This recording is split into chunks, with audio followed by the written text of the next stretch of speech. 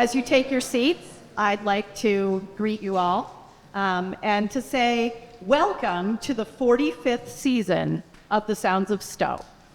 It is a wonderful and remarkable milestone, and it wouldn't have happened if it weren't for our fearless leader, Barbara Jones, as well as our assistant conductor, Christina Kennedy.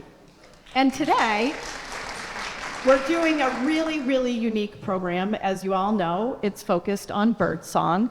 And in addition to being the New England premiere of Christopher Tin's unbelievably beautiful piece, we're also featuring 3 of our orchestra members, each doing their own version of a bird-themed piece. We have Katie Kleitz on the flute, David Williams on the cello, and Siri Smedbig on the violin. I'd also like to take just a minute to thank our supporters and our sponsors for this concert, and especially our donors, people just like you who've chosen to give a little bit to the Sounds of Stow. I would also really like to thank Mass Audubon for partnering with us, and I hope you've all seen our bird ambassadors in the lobby, and if not, you'll have a chance to see them at intermission. And also, I would really like to thank our technical support today, because you may notice we actually have a screen back here, which we've never done before, and you'll find that it has beautiful pictures of birds on it that were taken by our former choir member, Martha Pfeiffer, and more about that in a little bit. I would also like to draw your attention to some additional concerts that Sounds of Stow will be doing. The first is Christmas Magic with the Vista Philharmonic. Those 2 shows may be sold out, but you can check on the Groton Hill Music website to see if you can still get tickets. And then in the spring, we'll be doing an all Mozart concert, which will feature the piano soloist that we had last year, Sonia Ovritsky-Fensa. And now, as is my job, I'm going to show you where the exits are, here and in the back, and I'm going to ask you to please silence your cell phones so that we don't have disturbances during our performance. Thank you, and without further ado, sit back, relax, and hear the music.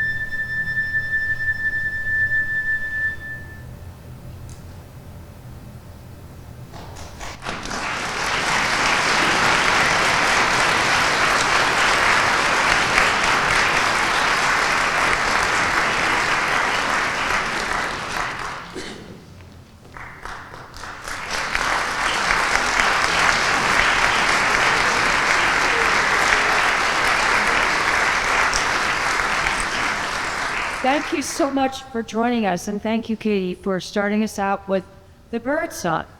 Whoops, just went away. The title of the program is Beauty and Birdsong, and all of the pieces, of course, call on that.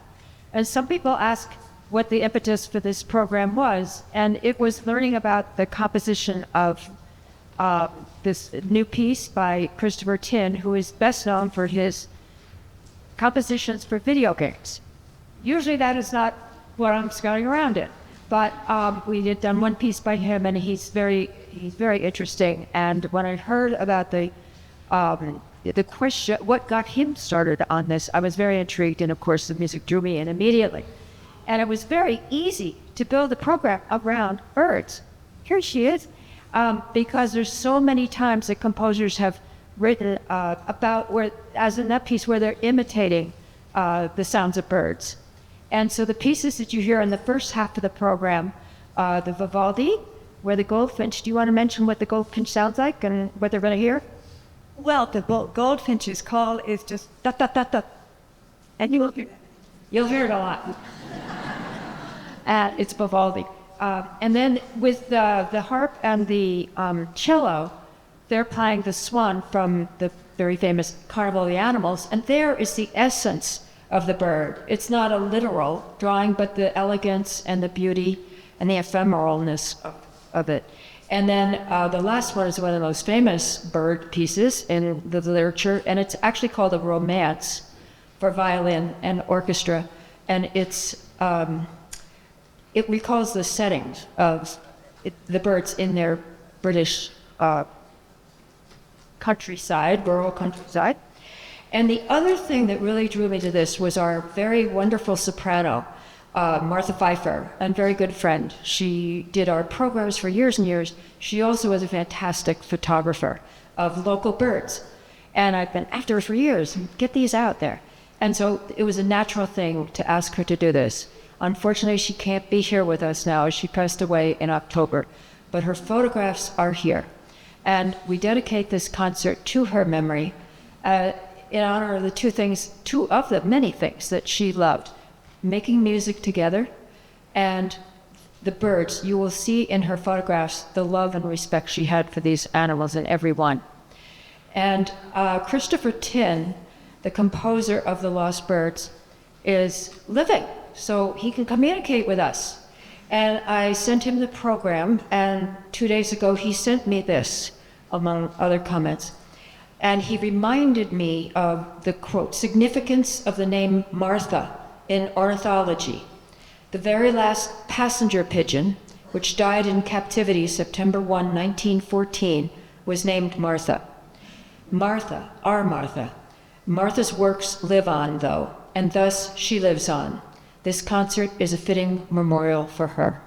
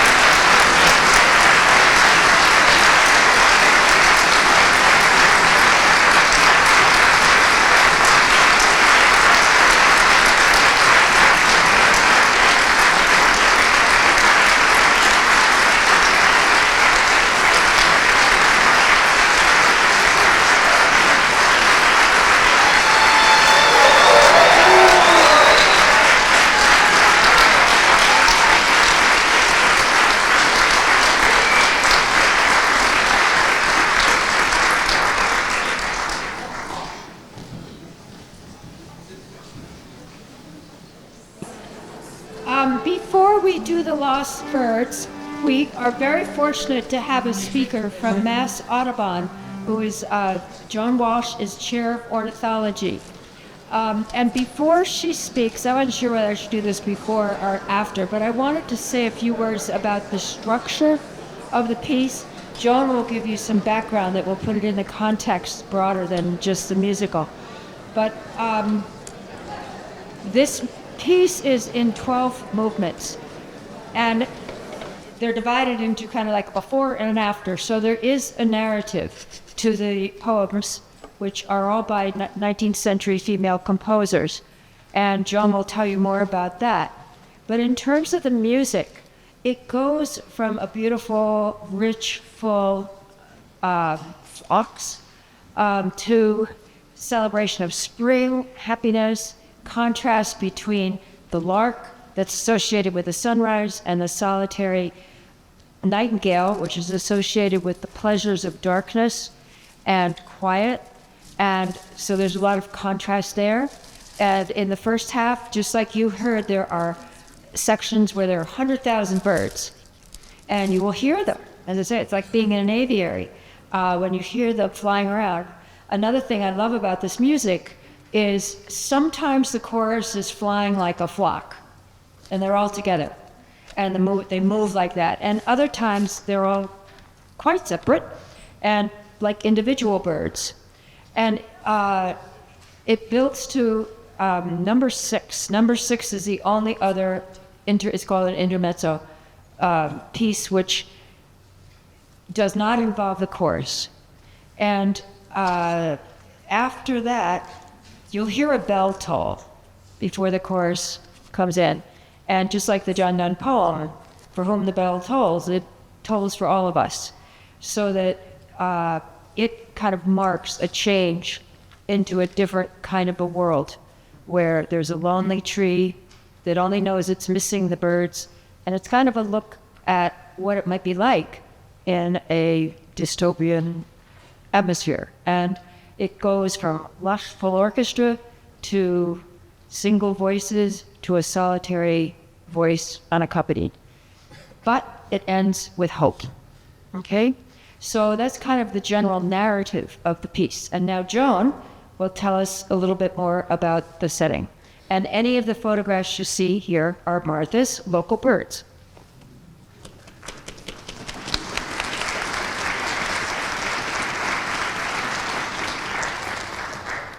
Thank you very much for having me, and thanks for inviting Mass Audubon to be part of this. I have spent the last 6 weeks or so listening to this piece over and over and falling more and more in love with it as it went. I just felt that it was really a gift, that I had this opportunity to really dig into this piece.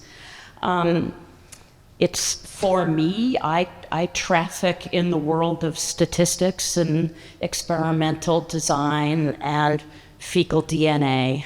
I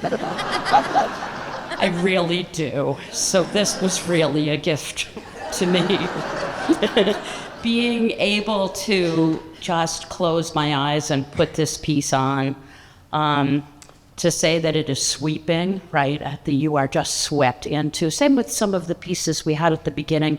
It's sweeping, it's cinematic, it paints its own pictures in your head. And for me, it was intensely visual. And it gave me a chance to time travel back to the 1800s and the early 1900s with the lyricism of the poets that were chosen. And that match came together in a way that the pictures I painted may be very different from the pictures that you painted. It drove the point home how important the soundscape was and is to us, and what happens when you lose that soundscape. And so many of the poems that are referred to talk about the soundscape at night. Right? Not the soundscape during the day. So we saw our little screech owl out there. He's still part of our soundscape at night, but so much has been lost, like whippoorwill. Some of you may have grown up here in whippoorwills. It's a very, very rare call to hear anymore in Massachusetts, and indeed throughout its range. And it seems that artists are consistently drawn, whether they're musical artists or visual artists, poets, they get drawn to the mystery of birds, the magic of birds, the mystery. It can be as simple as flight. It can be as simple as the miracle of an egg hatching outside of your window in a robin's nest. Every time you see it, it's an amazing thing to behold. And that it has been that way for centuries, where we have taken the time as artists to either capture that in sound or in words. And it was amazing to me that the women who were writing more than 100 years ago are able to bring us a message in this piece that resonates as if it was written today. The setting the piece in the 1800s, 1900s, the composer reminds us of the appreciation that people had then for wildlife. And they had that appreciation not because wildlife was common. It was already rare. We were at a point in this country and in Europe where we did not have any regulations for protecting wildlife. All wildlife could be taken at any time. You could take as many fish as you want. We had driven bison nearly to the point of extinction. We had, through the millinery trade, we had driven millions of birds nearly to extinction. It was a stunning time.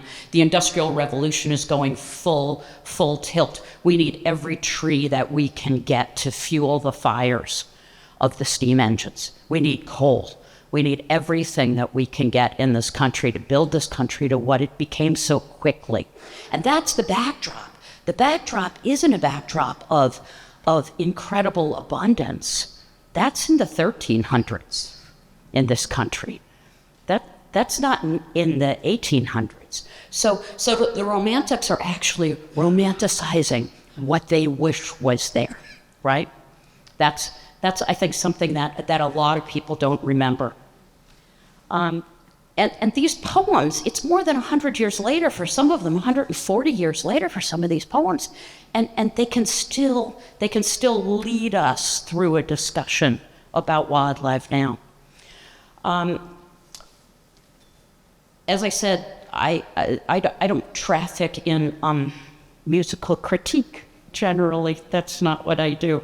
But as I listened to this, even I was able to understand the journey I was being led on through this piece. The first piece with just lush hope. It is just wonderful. And then you quickly turn on your heels after the, I'd call it halftime. You probably call it something else.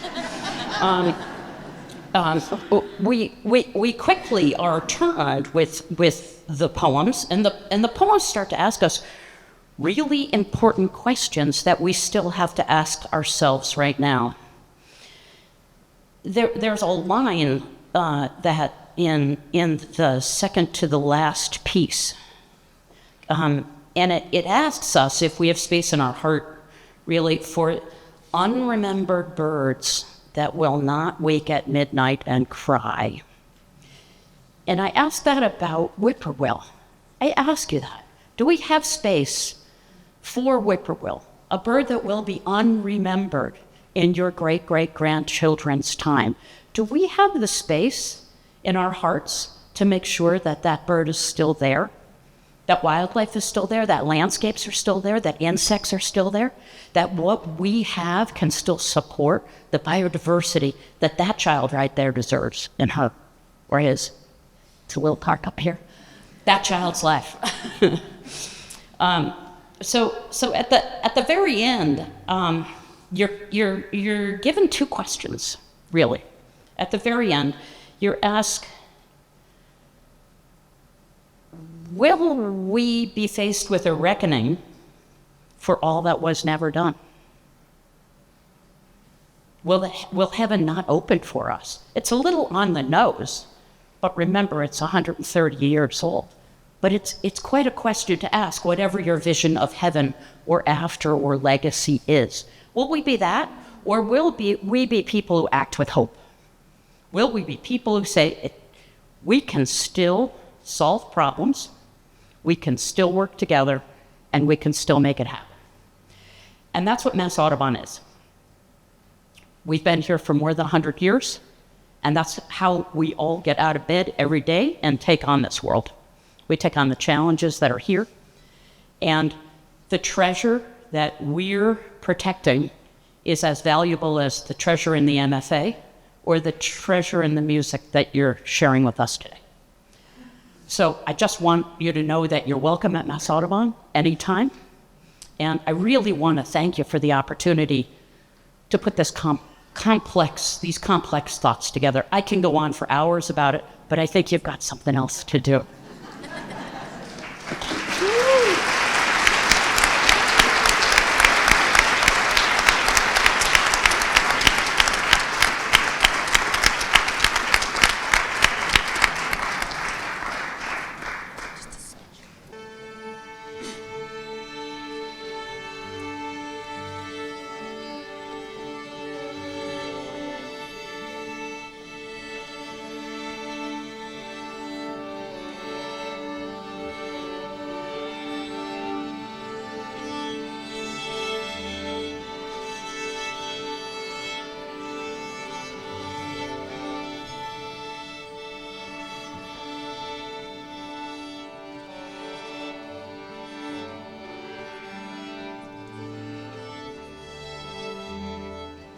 I'm sorry, I forgot I was supposed to say my words while this was happening. So I spoke out of turn. And when Joan was mentioning the word cry, that's a word that occurs a lot in this work. And when you first hear it, it's a jubilant cry because it signals the arrival of 100,000 birds. But you will notice that the word gets used a lot and it changes in the meaning as the environment in which these poems exist and what they're describing changes. And one thing I love about the piece is the way he melds the words with musical gesture. And as I say, in parts, we're all together like a big flock, and many other times, they're expressing their parts separately. And that's the reason for the showing of the text, because I don't care how good a chorus you are, you'll never understand the words. But it's very important that you know what they are as the emotion of the music carries through. So I hope you're able to read and that you enjoy this journey.